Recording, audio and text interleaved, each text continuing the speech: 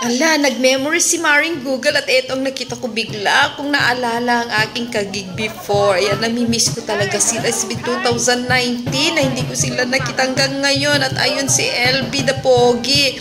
Eto, pupuntahan natin ang kagrupo ko dati. Eto si Kuyang Guitarist. Men, kumusta ka na? Magaling sa kapaan to sa kanta kahit anong kanta yan nakakapanya.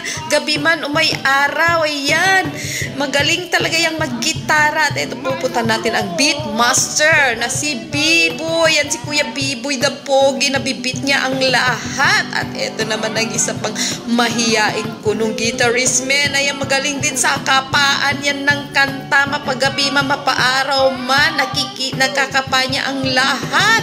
At eto, balikan natin ang ating lead singer. Walang iba kundi si Chris na tinatawag namin Cesar. So, napakagaling niyang kumatayan. Mananahimik tayo para mapakinggan nyo ang kanyang boses. Ayan na.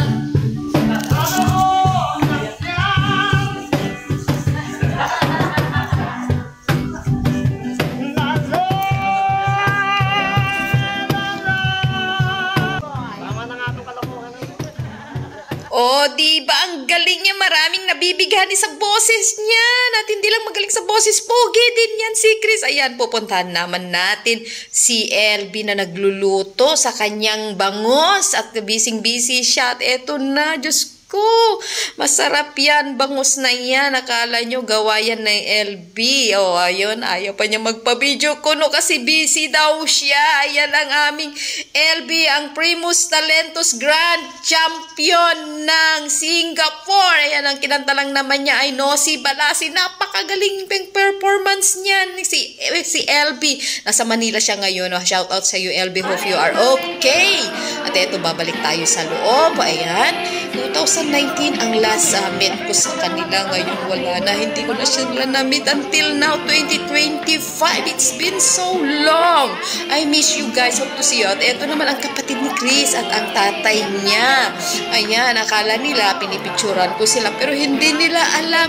Video pala ito. Kaya na-prank ko sila. Ayan, sige, tawanan lang kami kasi akala nila pinipicturan ko sila pero hindi. Ayun. Ay, naku, Diyos ko, ang pasaya-saya itong araw na ito. Ayun si LB. O eto, balikan natin sila. Nagpahinga na lang konti kasi mag-i-start na ang blowing of the candle. Ayan, sasayaw-sayaw tayo. Sumabay ang ating birthday celebrant. Walang iba kundi si Chris.